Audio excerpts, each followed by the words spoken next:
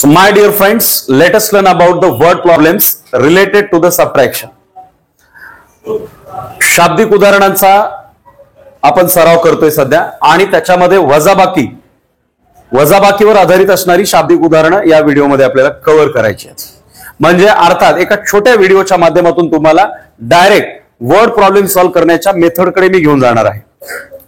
बऱ्याचदा काय होतं की वर्ड प्रॉब्लेम सॉल्व्ह करत असताना मुलांना तो प्रॉब्लेमच समजत नाही. आता प्रॉब्लेम समजत नाही हाच मोठा प्रॉब्लेम आहे, त्यामुळे आन्सर येण्याचा प्रश्नच नाही. सगळ्यात पहिलं जर काम कुठलं असेल तर तो म्हणजे किंवा ते काम म्हणजे प्रश्न समजून घेणं. The very first task is to understand the question first.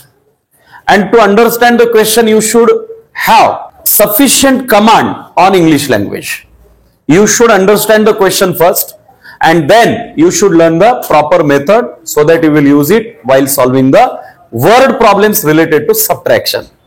मग काही महत्वाच्या गोष्टी आहेत त्याच्यामध्ये, त्या संदर्भाने आता आपण बोलतोय. लक्षामध्ये घ्या, आपण जेव्हा सबट्रॅक्शनचा वर्ड प्रॉब्लेम सॉल्व्ह करतो बेटा, त्यावेळेला दोन किंवा त्यापेक्षा अधिक पण संख्या असू शकतात.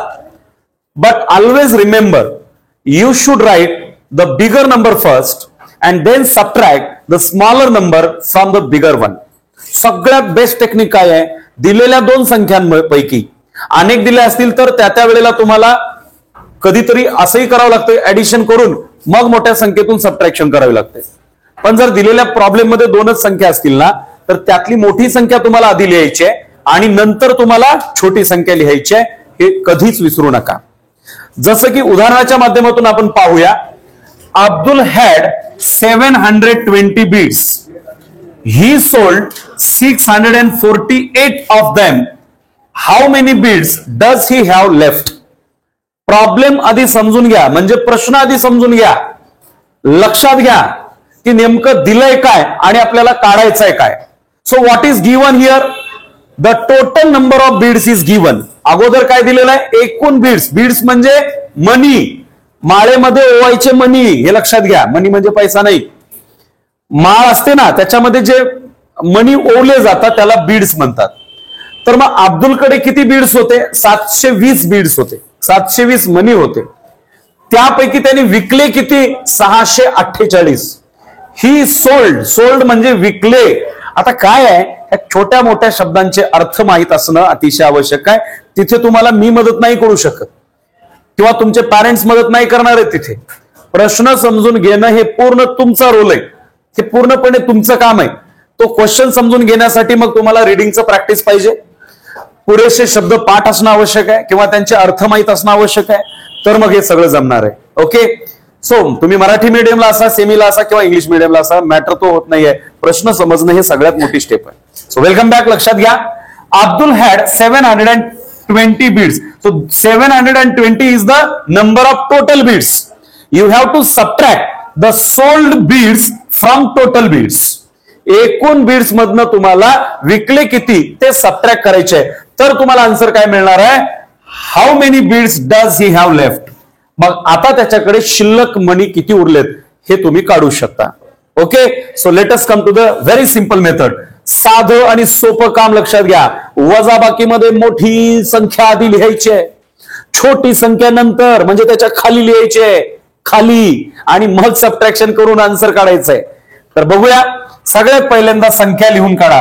720 ही पहिली संख्या आहे. बट ही संख्या कशाबद्दल आहे ते पुढे लिहा. का बरं लिहा?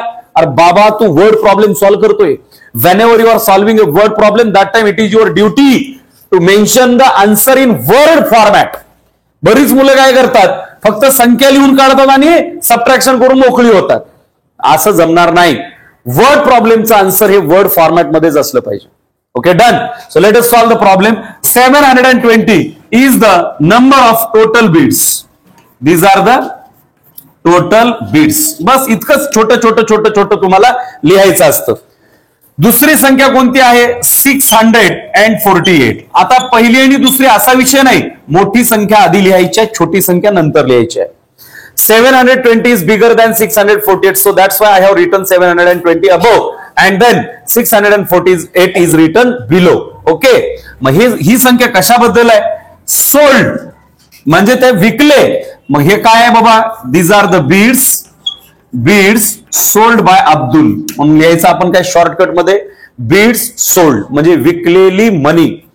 टोटल बीड्स एकूण मनी मधून विकलेल्या मनी काढल्या की शिल्लक मनी लक्षात येतात. ओके ठीक आहे. मग आपल्याला करायचं काय, ऍडिशन का सबट्रॅक्शन, तर सबट्रॅक्शन करायचे आहे. मग सिम्बॉल सबट्रॅक्शनचं द्या आणि मग फायनली आन्सर कडे जाऊया. ओके. मग आता आपल्याला नेहमीप्रमाणे माहितीच आहे, वी कॅनॉट सबट्रैक्ट 8 फ्रॉम 0.